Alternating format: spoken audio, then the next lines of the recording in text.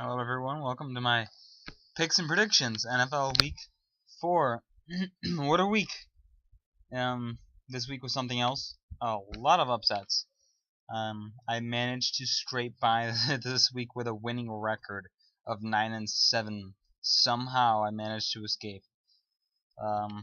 Crazy games. Tennessee, I called that game. I said Tennessee would win. I gave myself a headache watching the game, but they were able to win. And then the early games, from what I saw or was able to see, we had a lot of upsets. I said the Bears would be close against the Steelers. Didn't think the Bears would actually win. I thought the Steelers would still win, but the Bears, Mike Tomlin, you got to get your team under control. You got to go in there and you got to take care of business against a team that you should destroy. Jacksonville, I don't know where that came from. Eagles almost allowing the Giants to come back. The Lions, as I said, I think are for real. The Texans giving a Patriots a run for their money. What is wrong with that defense? And Green Bay having to scrape by the Bengals. I laughed at that game last week. I laughed right at it. I'm not laughing anymore. What a week. What a weird week. So 9-7. Brings my total on the year to, I believe, 31 wins and 15 losses, something like that. 31 and 16. So, without further ado, let's get to it. This picks video is going to be rather on the quick side. I'm tired. It's late here on the Eastern Coast. So and I have to work literally 12 hours tomorrow, so I'm going to pump these out. Bears at Packers, picking Green Bay. The Bears are on the road. I said the Bears are good at home. This Bears team is really bad on the road. They went 0-for last season on the road, and they got crushed by Tampa Bay Buccaneers, and now they're traveling to Lambeau Field to play a Packers team that is looking to find their footing after barely escaping with a win over the Bengals. Packers win this game 31-17 over the Bears. Next up, we have the Saints at the Dolphins. Will the real Miami Dolphins please stand up? Because you went into Los Angeles and you beat a Chargers team, and then you went into New York and you lost to the Jets. You can almost make an argument that the Miami Dolphins should be winless, because if Koo makes that kick at the end of regulation for the Chargers, Miami's 0-2. So the Saints, I have a little bit of faith in them now. That's one of my surprise picks of the year. A little more faith, and I think they go into Miami, and I think they get the win here. I think the Saints take this game by a score of 27-18 over Miami. It's going to be a slugfest type of game. Weird scoring type of game. I don't know, just because I said so. So the Saints get the win here to even the record at 2-2. Buffalo at Atlanta. The Bills are riding high after their home win against the Denver Broncos, which was also an upset. I have officially been eliminated from the NFL survival pool in the YouTube Prognosticators League. Upsetting. 24 straight weeks of getting in the regular season team rights, dating all the way back to 2015, has finally come to an end. I have succumbed to get eliminated in week 3 in 2017, and the Denver Broncos let me down. And the Bills are going to go to Atlanta and get waxed, because this Atlanta Falcons team, especially at home, unbelievable atmosphere, unbelievable team. Buffalo's defense is a good defense, but they'll probably give up as many points as they've allowed all season long in this one game alone. So Atlanta wins. We'll go 33-16 over Buffalo. Bengals at Browns. Who cares? Neither of these teams are going anywhere. I'm gonna pull the trigger on Cleveland here. I think the Browns take this one against the Bengals. If the Browns want to show any kind of improvement, This right here, this home game against an 0-3 Bengals team, is a game that they need to win in order to show people that they're really growing, that they're really improving. This is the type of game they need to win, and I think they get it done. 21-17 over the Bengals. The Bengals, I don't know what's going on with them. They they should have beaten the Packers, funny enough. And Cleveland got waxed by the Colts in Indianapolis. But Browns are home again, and I think Cleveland gets it done. Rams at Cowboys. Okay, I don't know why everyone is on this Rams bandwagon. I know they're 2-1. I know they look good. But do you remember last year? This was a team that started 3-1 and then proceeded to lose 11 of their next 12 games. I don't get it. This is a team where every single season it seems they show a little promise and then they just poop on their season. Last year they went to Tampa Bay and they won 37-32 in week 2, and everyone was like, "Oh wow, the Rams might actually be good." And didn't they beat the Seahawks the week after that? I mean, my goodness. Settle down, simmer down, everyone. You played the Colts minus Andrew Luck and the 49ers. Those are your 2 wins. So the Rams now get to travel to play a real team, the Dallas Cowboys. This is a game that's going to measure the Rams. If the Rams win this game, I'm going to take them seriously, and people should take them seriously if they win this game. But Dallas should get the win here to move to 3-1 fairly easily, I should say. I think Dallas gets this game 34-20 over the Rams. Next up, we have the Lions at the Vikings. Very good NFC North matchup here for a share of an early lead because Green Bay is probably going to win. I think the Detroit Lions get the job done barely over the Vikings in a very close game.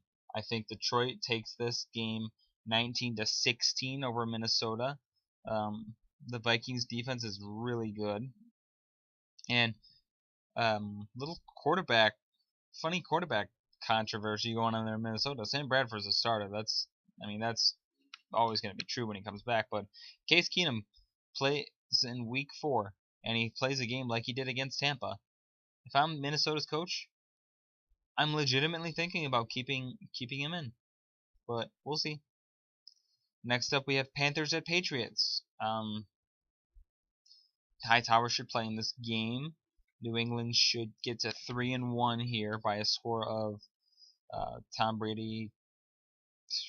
Panthers defense. We'll go 27-17 over Carolina. Patriots should win this game. I can't believe they almost lost at home. They almost started off 0-2 at home.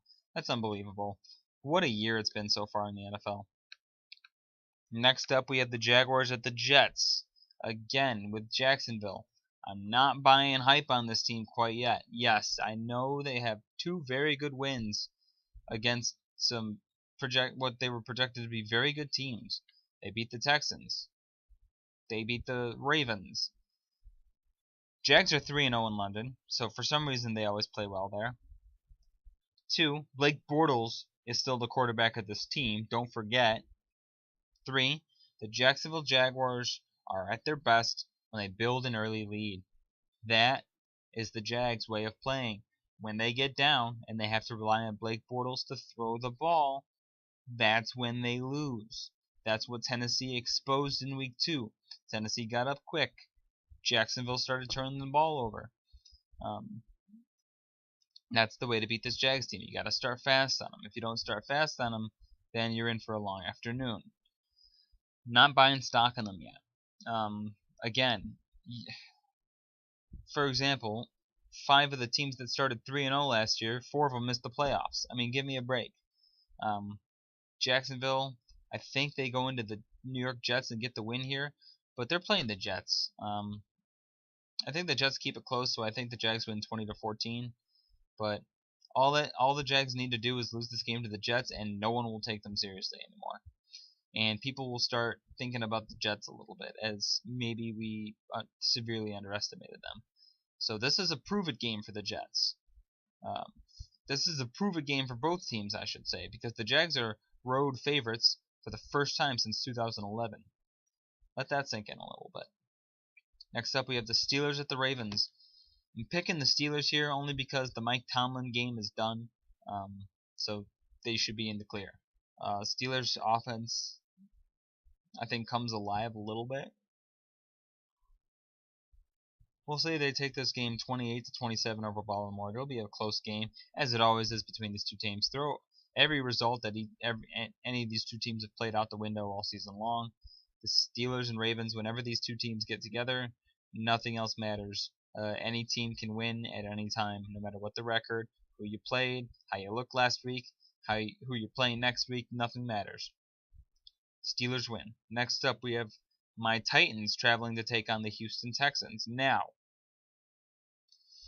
I am 3-0 this season in predicting Titans games. I said they would lose to Oakland, then I said they would beat Jacksonville, then I said they would beat Seattle.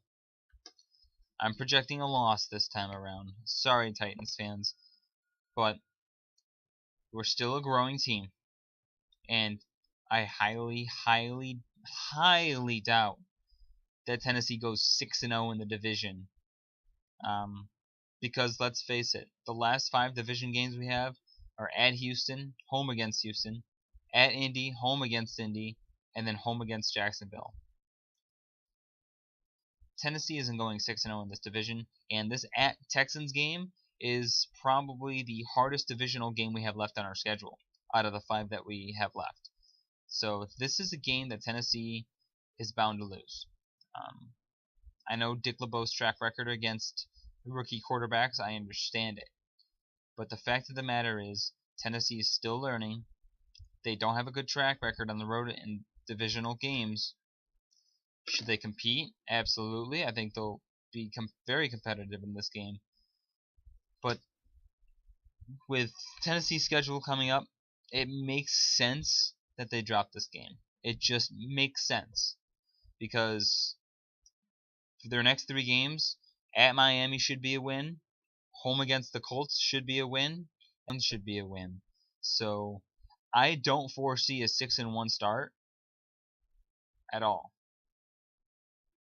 That's where this game comes in. Texans beat the Titans, and I'm pretty confident in that prediction. I think Houston beats Tennessee by a score of 24-21 in a close game. Texans get to 2-2. Titans fall to 2-2. Titans fall to 1-1 in division play, but it's okay because we're still in very good shape. Coming into the season, knowing our schedule, looking at it firsthand, Raiders at Jacksonville where we always struggle, Seahawks at Texans at Dolphins. Those 5 games right there. If we could have escaped out of those 5 games with the 2-3 record coming into the season, if you told me going into the season that Tennessee would go 2-3 in those 5 games, I would be happy. I would be happy. Very, very tough draw to start the season, but I think Tennessee loses this game, and I'm pretty confident they do. Next up, we have the 49ers at the Cardinals. Arizona should bounce back. The 49ers, again, are going to be competitive. So we'll go 20-17 Cardinals over Niners. Arizona gets to 2-2. Still hangs around there in the NFC West, and the 49ers drop to 0-4. Eagles at Chargers. I'm done picking the Chargers until they win a game, so I'm going to go Philadelphia here. The Eagles look very, very good. Especially, I mean, they had a bad 4th quarter against the Giants, but don't let that distract you from the fact that the Patriots didn't run it, or the Seahawks didn't run it from the 1-yard line. So, and the Falcons blew a 25-point lead in the Super Bowl. Don't let it distract you from that, okay? Now, the Eagles, I believe, win this game.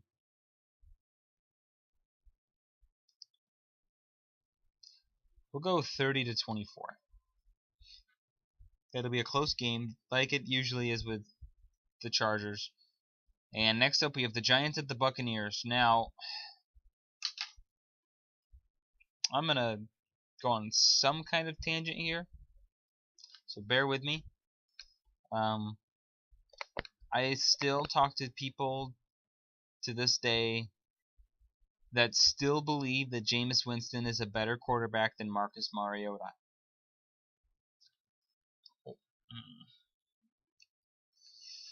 Week 3 alone proves Marcus is much better than Jameis Winston right now.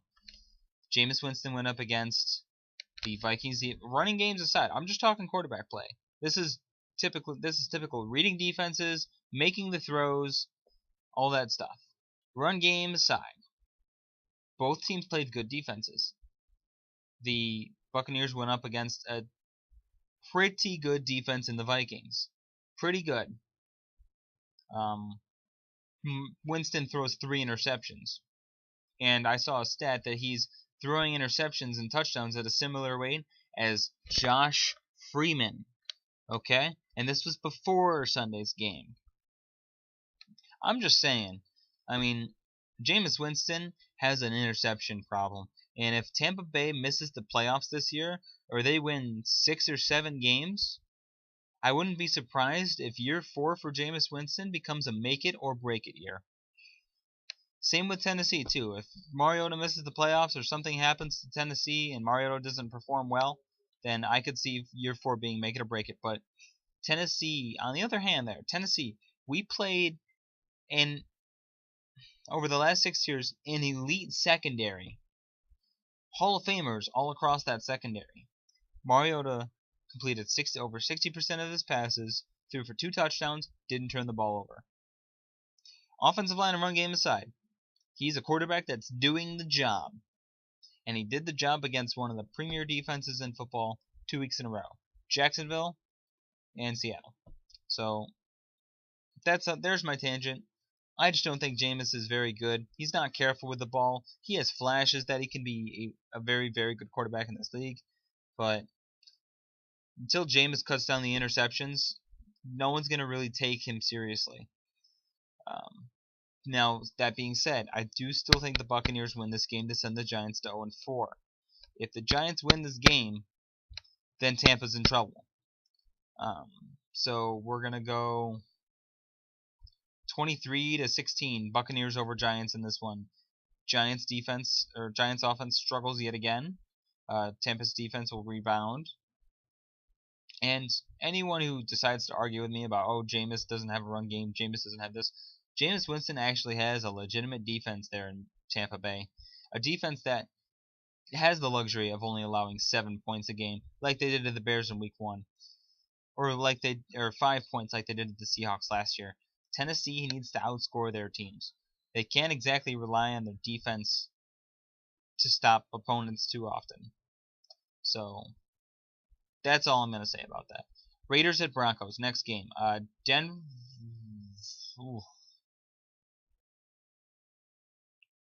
Denver at home. Raiders surprisingly get to 2-2. I think Denver wins this game 26-24 in close fashion. Raiders, you guys got shredded on Sunday night. It was embarrassing. And you guys got to rebound because I think you're a very good football team. I still think you're one of the best teams in the league, but you got to get your heads out of your ass this year. Next up, we have the Colts at the Seahawks. Seattle at home going up against the Colts, 30-10.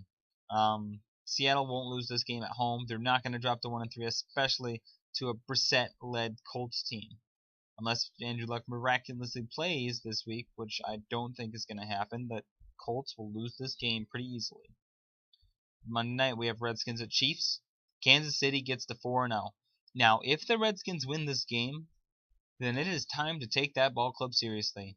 And boy, give Kirk Cousins his check after that game.